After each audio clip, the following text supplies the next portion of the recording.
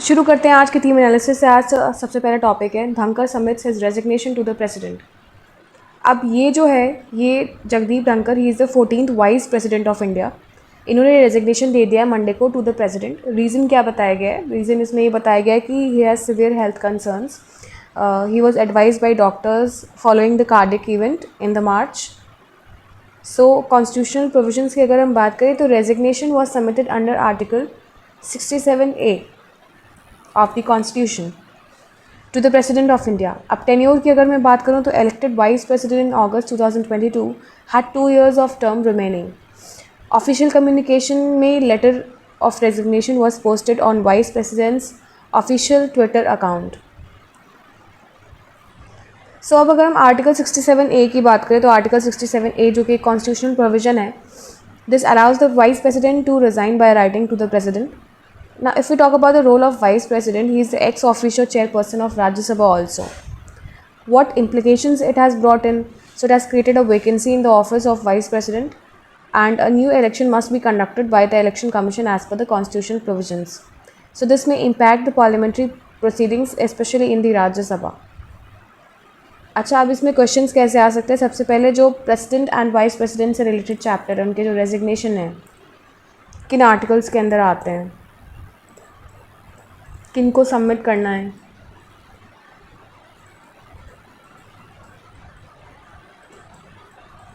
Resignation is submitted to home. So ये सब चीज़ें, और अगर वैकेंसी क्रिएट हो जाती है तो उसका क्या इम्पैक्ट पड़ता है डेली वर्किंग पे, since he is the ex official chairman of Rajya Sabha also. So यहाँ पर अगर मैं बात करूँ विद रिस्पेक्ट टू यूपीएससी, जैसे कि मैंने आपको बताया, प्रेसिडेंट और वाइस प्रेसिडेंट चैप्टर जो है वो काफ़ी इंपॉर्टेंट हो जाता है। उसकी एक एक चीज़ जो है वो कंसेप्चुअल बेसिस पे आप प्रिपेयर कर लीजिएगा। दूसरा, आपका प्रीलिम्स में भी क्वेश्चंस आ सकते हैं इससे, और मेंस में भी आ सकते हैं। मेंस में कैसे क्वेश्चंस आ सकते हैं? सबसे पहले discuss the constitutional process involve in the resignation and re election of the president vice president of India. दूसरा ऐसे आ सकता है, evaluate the impact of sudden resignation of high constitutional post on the parliamentary functioning. So इस तरीके से आप evaluate कर सकते हो उसका इम्पैक्ट क्या पड़ता है, और किस तरीके से इलेक्शन कमीशन को इसमें इलेक्शंस कंडक्ट कराने चाहिए, कितने टेन्योर के अंदर इलेक्शन कमीशन को इलेक्शंस हेल्ड करा लेने चाहिए। सो ये सब आपको with respect to constitutional provisions मालूम होना चाहिए। ये चैप्टर आपका एम लक्ष्मीकांत में दिया हुआ है। तो आप नेक्स्ट आपका एडिटोरियल है, the topic is ideas on trial critical thinking in retreat. ये जो एडिटोरियल है आपका, that discusses about the shrinking space for critical thinking, free speech and academic freedom in democracies globally with reference to geopolitical tensions, rising nationalism and intolerance of dissent. अब यहाँ पर की points क्या है हाईलाइट किए गए? सबसे पहले फ्रीडम ऑफ एक्सप्रेशन की बात की गई है कि true freedom exist only when it includes those who think differently, that is it is talking about the diversified opinions. So growing nationalism and geopolitical tensions are leading to restrictions on dissent and independent thought.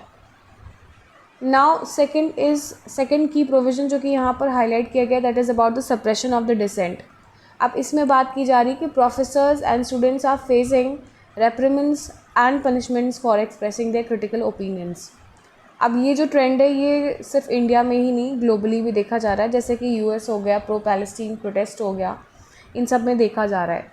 So the dissent is increasingly equated with disloyalty or a threat to national unity. अब इसका impact क्या पड़ रहा है academia पे?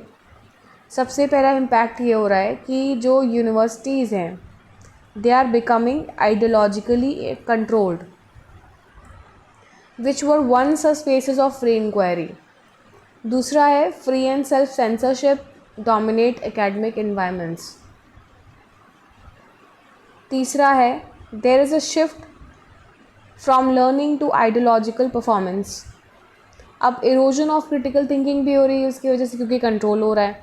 सो intolerance to different views leads to stagnation. True democracy demands the ability to question, dissent and deliberate openly. What is the psychological or philosophical insight of this? So thinkers like Hannah Arendt warned against the suppression of inquiry, noting it leads to banality and retreat from public reign. अब यहाँ पर इसमें से कुछ derive होके quotes आ रही हैं जो कि मैं आपको बता दूँ। सबसे जो कि ऐसे के लिए आपका सबसे ज़्यादा इम्पोर्टेंट हो सकता है, ऐसे इस चीज़ को लेकर ऐसे आपसे पूछ सकते हैं। सबसे पहले ऐसे आ सकता है that freedom is always and exclusively the freedom of the one who thinks differently. अब this quote is given by Rosa Luxembourg.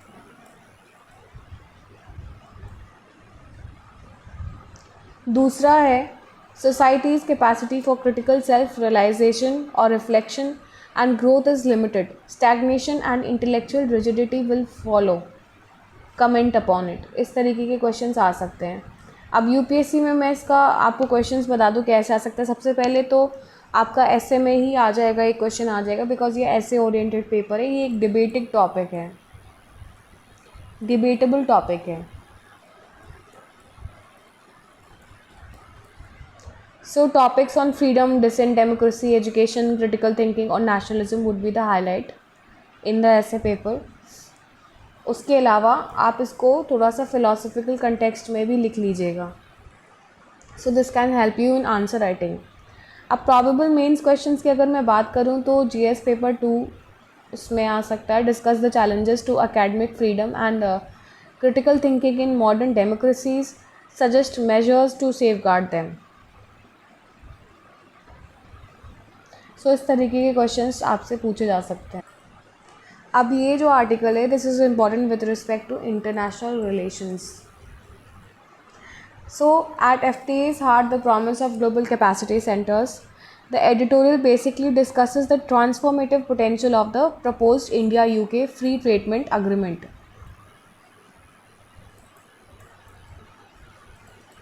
Free trade agreement, this is FTA. Particularly in promoting global capacity centers, that is GCCs. India currently leads in the GCC sector with around 1500 centers employing nearly 1.9 million people. ये 1500 centers जो हैं ये employ करते हैं around 1.9 million people को। These centers support innovation, research and development and data analytics for multinational corporations, and the FTA could further boost this ecosystem. The FTA aims to simplify regulations, enhance data governance and facilitate talent mobility between two countries. The British companies are increasingly viewing India as a strategic hub, and comprehensive FTA could address trade barriers like data localization, intellectual property and digital standards. The UK-India Business Council, that is shortly named as UKIBC, champions this vision, stressing GCC's role in future global economic collaborations. State governments like UP are already supporting GCCs through the events and infrastructure, attracting top companies like TCS, HCL and Standard Chartered. So collaboration in areas such as cybersecurity, fintech and digital services is emphasized more. Additionally, the FTA is expecting to support skill development. Literally sorry, as I told you I'm not well, my throat is not supporting.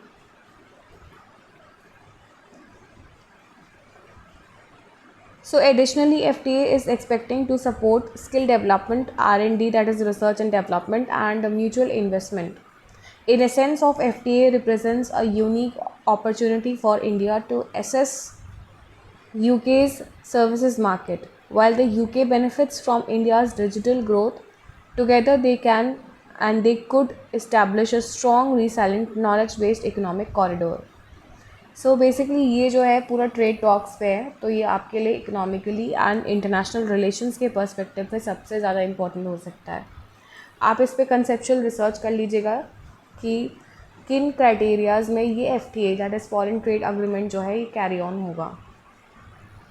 और उससे India को क्या benefit होगा, साथ ही साथ UK को क्या benefit है, क्या टेक्नोलॉजिकल एक्सचेंज होंगे। तो इस तरीके से आप नोट्स बनाएंगे तो आपके लिए बेनिफिशियल होगा।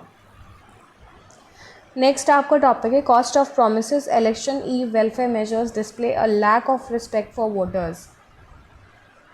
तो बेसिकली ये जो एडिटोरियल है ये हाईलाइट करता है about the surge in populist welfare scheme ahead of Bihar assembly elections that is led by the ruling NDA. की प्रोमिसेस क्या इंक्लूड करते हैं, वो बोलते हैं कि 125 units of free electricity,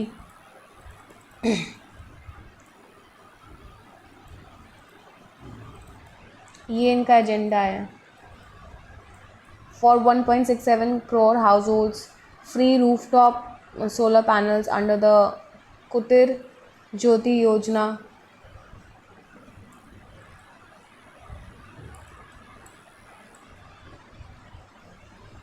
%35 job reservation for women, increased pensions, youth internship support and religious tourism projects. तो ये कुछ फोकस क्राइटेरिया हैं जो इलेक्शंस हैं उनके लिए। अब आपका यहाँ पर इम्पोर्टेंस क्या आ जाता है, जो इलेक्शन चैप्टर है ये सबसे लास्ट में आपको एम लक्ष्मीकांत में मिल जाएगा, और उसके अलावा इलेक्शन कमीशन आ जाता है इसमें, देन आ जाता है इलेक्शन लॉज।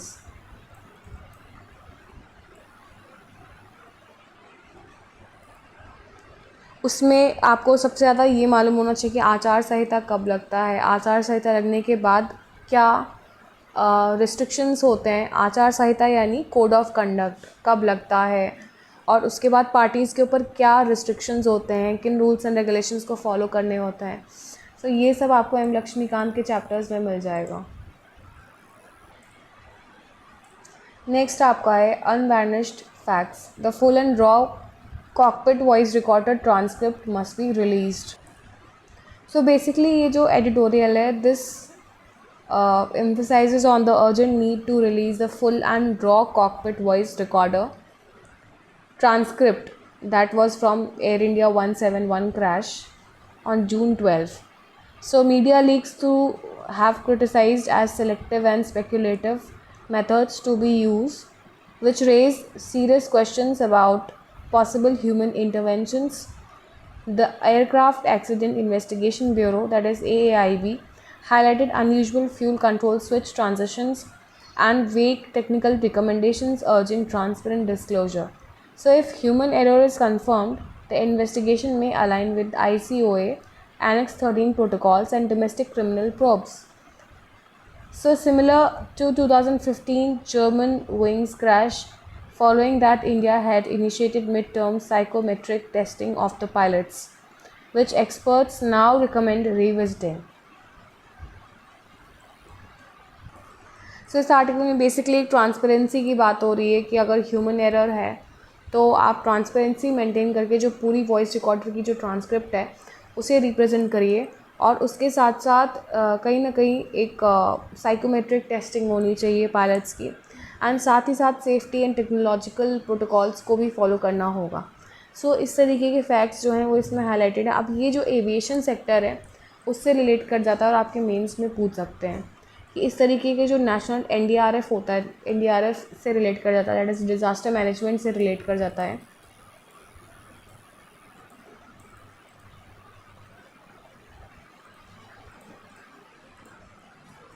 सो ये इससे रिलेट कर जाता है, तो इसमें क्या प्रोटोकॉल्स फॉलो होने चाहिए, क्या सेफ गार्ड्स हैं, everything is to be kept in mind. Next आपका टॉपिक है EDs क्रॉसिंग ऑल लिमिट्स से Supreme Court on the issue of summons to lawyers. So यहाँ पर जो बात की जा रही है, सबसे पहले तो सुप्रीम कोर्ट ने ये क्रिटिसाइज़ किया है, this was basically led by chief justice BR Gavai. He strongly criticise the enforcement directorate for overstepping its limit by summoning senior lawyers like Arvind Dattar and Pratap Venugopal for professional advice given to the client. So the court took suo motu cognizance of the issue, with the CJI remarking that ED officers are crossing all limits. Although Attorney General R. Venkatramani acknowledged the error and noted that summons were withdrawn. The CJI warned against misuse of power. The Solicitor General Tushar Mehta argued against generalized observation that could fuel anti-agency narratives, but the court highlighted multiple instances of ED's overreach, including appeals filed despite High Court rulings. The CJI expressed concern over politically tainted actions by the ED and misuse of appeals to the delay justice. The case reflects judicial scrutiny and the misuse of investigative powers, with the next hearing set on July 29.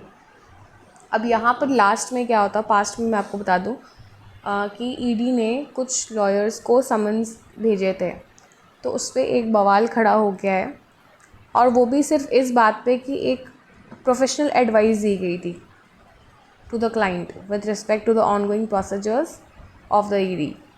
तो उस पर समन भेज दिए गए थे। तो कहीं ना कहीं ये इसे देखा जा रहा है by supreme court as crossing the limit. ठीक है, this is not the functional domain of ED enforcement directorate. तो अब यहाँ पर यूपीएससी के रेलेवेंस में क्या इंपॉर्टेंट हो जाता है ये आपको मालूम होना चाहिए। सबसे पहले मैं आपको बता दूंगी क्या इंपॉर्टेंट होता है। सबसे पहले इन्फोर्समेंट डायरेक्टरेट जो है उसका कॉम्पोजिशन आपको मालूम होना चाहिए। सेकेंडली उसका उनके जो कॉम्पोजिशन है यानी उनके जो मेंबर्स हैं उनका सिलेक्शन कैसे होता है, टीम का सिलेक्शन कैसे होता है।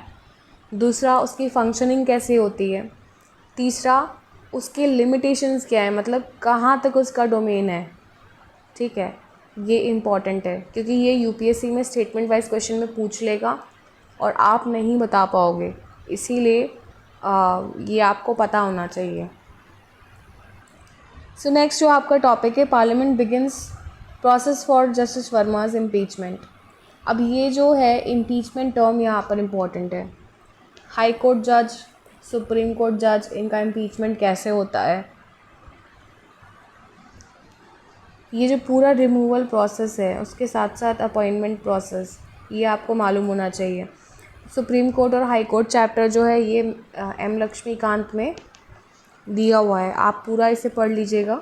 So this would be useful for prelims aspect and इस तरीके के जो एथिकल कंसर्न्स आ रहे हैं विद रिस्पेक्ट टू जजेस कंडक्ट इन दी कोर्ट, ठीक है, और करप्शन चार्जेस हो रहे हैं, तो इस तरीके के एथिकल कंसर्न्स पे एक मेंस का आंसर भी प्रिपेयर कर लीजिएगा, नोट्स बना लीजिएगा कि इस तरीके के एथिकल कंसर्न्स को डील करने के लिए गवर्नमेंट को आगे क्या करना चाहिए।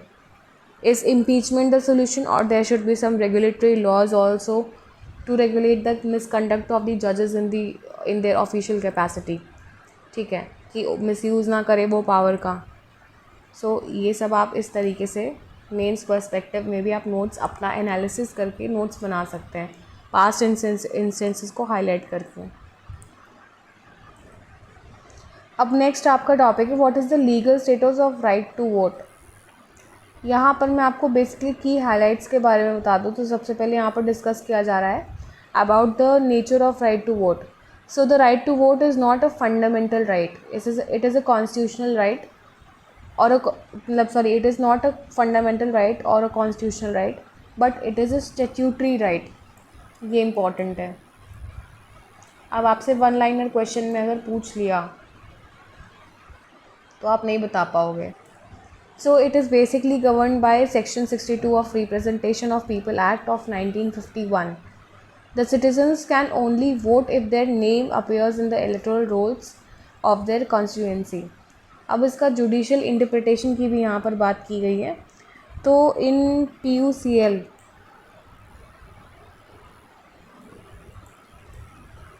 वर्सेस यूनियन ऑफ इंडिया 2003 का ये केस है।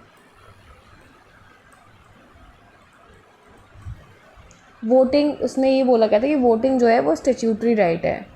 ठीक है, however the freedom of voting is a choice that comes under Article 19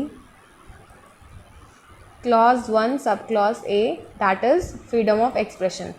यानी ये जो वोटिंग राइट है इसे फ्रीडम ऑफ एक्सप्रेशन का सब पार्ट देखा जाता है।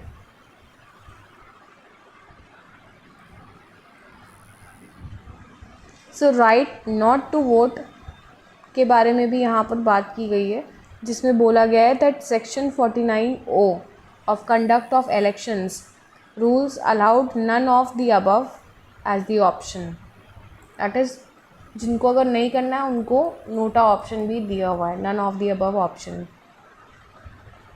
अब इसका कॉन्स्टिट्यूशनल कंटेक्स्ट क्या है? सबसे पहले यहाँ पर आर्टिकल 326 के बारे में मेंशन्ड है, जिसमें ये कहते हैं कि elections to Lok Sabha and the state assemblies are based on the adult suffrage, that is universal adult franchise. Voting eligibility में Indian citizen should be above 18 years and are not disqualified by the law if they are above 18 years. So इसका मैं आपको UPSC के basis पे reference बता दूं तो सबसे पहले तो आपसे यही पूछ सकते हैं कि right to vote fundamental right है, कॉन्स्टिट्यूशनल राइट है या स्टैट्यूटरी राइट है. So it is a statutory right, it is not even a constitutional right. दूसरा मेंस में ऐसे क्वेश्चन आ सकता है, discuss the legal status of the right to vote in India, should it be considered a fundamental right. ये mains का question ऐसे आ सकता है. अच्छा, तीसरा प्रीलिम्स में और कैसे क्वेश्चंस पूछ सकते हैं? वो ये पूछ सकते हैं कि राइट टू वोट जो है वो फंडामेंटल राइट्स के किस प्रोविजन से रिलेट करता है. तो it is related to article 19 clause 1 sub clause 8. ठीक है, तो वो इससे रिलेट करता है. नेक्स्ट जो आपका टॉपिक है वो इसी में आ जाता है, what have courts ruled with respect to AI and copyright. अब ये जो आर्टिकल है this basically explores the legal challenges and recent judicial rulings concerning the AI generated content and the use of copyright material to train AI models. So key points इसमें क्या highlight किए गए हैं, that can generative AI be trained on database data sets that include copyright material? Do AI generated outputs violate the copyright laws? तो recent में US court cases हुए हैं काफ़ी ज़्यादा. सो उसमें comedians alleged that their copyrighted books were used without permission to train AI models. So court ruled Meta not liable for copyright violations. OpenAI case still pending. So ऐसे कई cases जो हैं वो यूएस में देखे गए थे. अब यहाँ पर कॉपीराइट एंड डेटाबेस के बारे में अगर हम बात करें, use of mixed data, that is public plus copyrighted, raises concerns globally. This definitely raises concerns globally.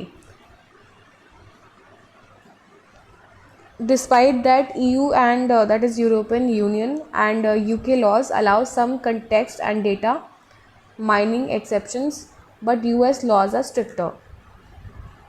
So what is the legal dilemma? Generative AI models can replicate copyrighted styles, risking infringement. So there is no consensus yet. अभी courts जो हैं they are interpreting fair use and transformative use differently. So training AI on copyrighted data remains a legal grey zone.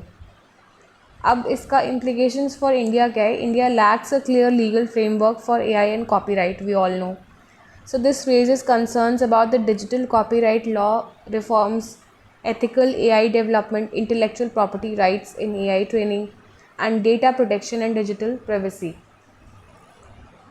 Mains के perspective में अगर मैं बात करूँ सो यहाँ पर सबसे पहला क्वेश्चन ऐसा आ सकता है, discuss the challenges that AI poses to existing copyright laws. Should India adopt specific legislation for AI generated content? Comment your answer. So ये इस तरीके से आ सकता है. सो नेक्स्ट टॉपिक इज़ आपका जो नेक्स्ट करंट अफेयर्स है, that is NISAR, the first joint satellite of NASA and ISRO, that is scheduled to be launched on July 30. अब मैं अगर निसार की बात करूँ तो ये एक पहली जॉइंट सैटेलाइट है with respect to NASA air space station and ISRO station. इसका जो लॉन्च रहेगा from Satish Dhawan space centre से रहेगा at 5:40 PM on July 30. The GSLV F-16 rocket will inject the synthetic aperture radar satellite in a 743 km sun synchronized orbit with an inclination of 78.4 degree. अब यहाँ पर prelims aspect में जो है ये important हो जाता है कि ये सन सिंक्रोनाइज है या नहीं. इसका ऑर्बिट क्या है, और कंसेप्चुअल बेसिस पे आप ये पता कर लेंगे कि सैटेलाइट का जो ऑर्बिट होता है वो कितने प्रकार के ऑर्बिट्स होते हैं। एक तो पहला तो आपको यहीं पे मिल गया सन सिंक्रोनस। दूसरा किस टाइप का होता है, तो आपको ये सब चीज़ें कंसेप्चुअल बेसिस पे नोट्स बनानी होंगी। सो अगर हम बात करें निसार सैटेलाइट की, तो ये एक यूनिक ऑब्जर्वेटरी सैटेलाइट है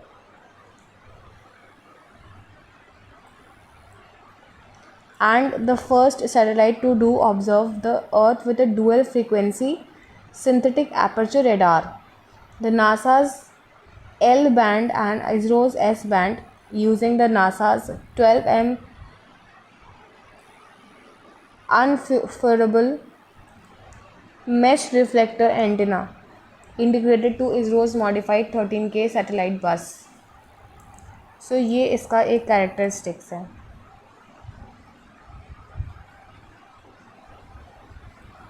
इसमें जो टेक्नोलॉजी होगी दिस विल बी स्वीप सार टेक्नोलॉजी।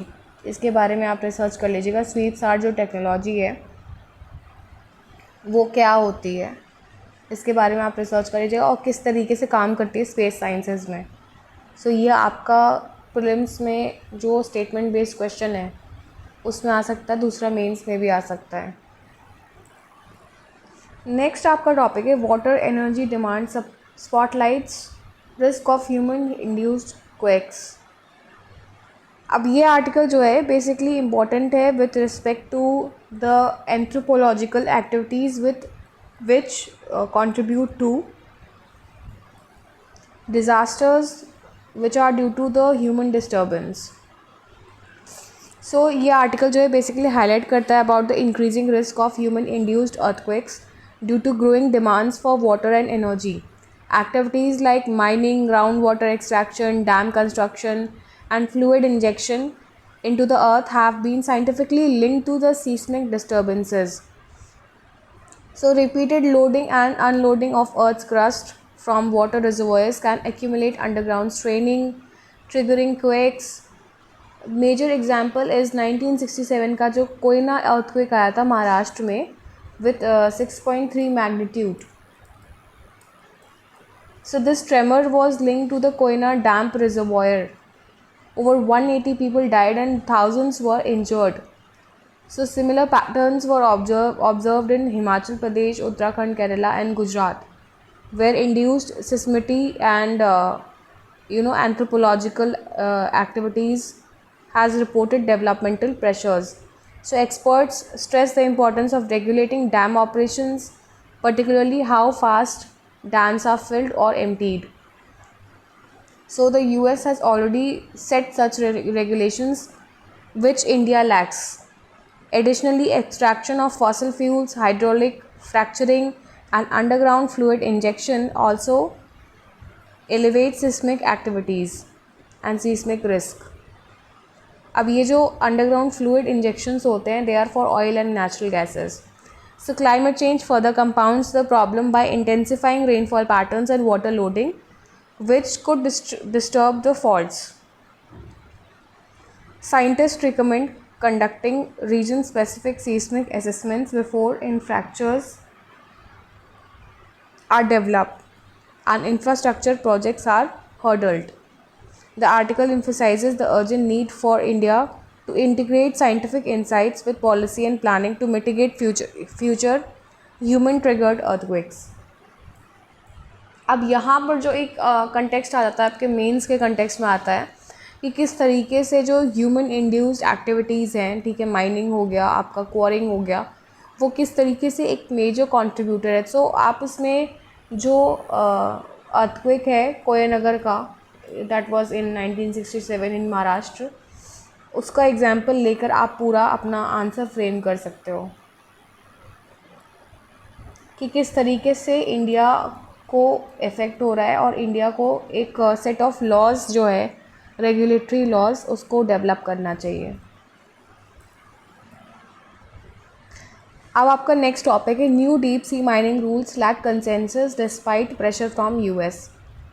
अब इसका मैं बेसिक कंटेक्स्ट आपको मैं बता दूं कि क्या है कि इंटरनेशनल सीबेड अथॉरिटी जो है that has been tasked with regulating deep sea mining. So this authority, that is ISA, this has failed to reach consensus on final rules for seabed explorations due to environmental concerns and political pressure, especially from the United States. अब what is deep sea mining? So basically deep sea mining जो है this involves extraction of valuable minerals from the seabed. Example cobalt, nickel, manganese, ये इस type के जो minerals हैं ये extract होते हैं. अब ये मेटल्स जो हैं they are crucial for electric vehicles, that is EVs, batteries and clean energies technology. Clean energy जो टेक्नोलॉजी है उसके लिए इंपॉर्टेंट है. क्लीन एनर्जी टेक्नोलॉजी कौन सी? जैसे आपका सोलर एनर्जी हो गया, सोलर पैनल्स हो गया, उनके लिए इंपॉर्टेंट है. अब कंसर्न्स इसमें क्या रेज किए गए हैं? There is a lack of solid equitable environmental framework, need for moratorium, there is a need for moratorium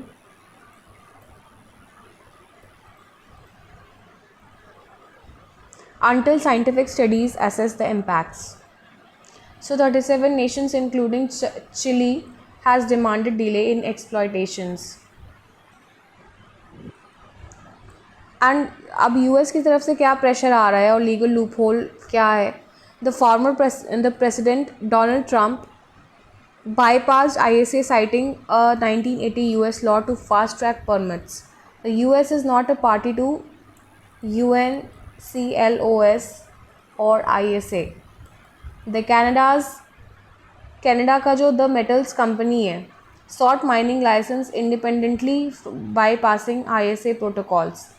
So current draft positions and provisions जो हैं that urges ISA's legal wing to probe violations by the contractors. तो ये US हो गया, Canada हो गया, इनकी तरफ से वायलेशंस हो रहे हैं जो नॉर्म्स हैं. Recommends action for non compliance under the law of sea. अब एनजीओज़ का क्या स्टैंड पॉइंट इसमें बताया गया है? That deep sea conservation कोalition has been called a big shift undermining the common heritage of humankind. अब यूपीएससी में इसका रेलिवेंस जो है वो आपका आ जाता है इन्वायरमेंट एंड रिसोर्सेज पे. सबसे पहले जो आपकी मरीन बायोडाइवर्सिटी है वो इम्पॉर्टेंट है क्योंकि कहीं ना कहीं ये एक रोल प्ले करती है in the influence of the climate. दूसरा आपका sustainable and governance of oceanic resources आ जाता है. अब प्रॉबेबल क्वेश्चंस इसमें कैसे आ सकते हैं? सब ये मेंस ओरिएंटेड ही ज़्यादातर आ सकता है, और अगर प्रीलिम्स ओरिएंटेड आया भी तो जो मेटल्स हैं लाइक मैंगनीज़, निकल, कोबाल्ट, उनका यूज़ कहाँ कहाँ होता है तो ये भी मैंने आपको बता दिया है कि ईवीज़ में होता है, बैटरीज़ में होता है, क्लीन एनर्जी में होता है. सो इस तरीके के ऑप्शंस आ सकते हैं. दूसरा आपका मेंस में कैसे आ सकता है?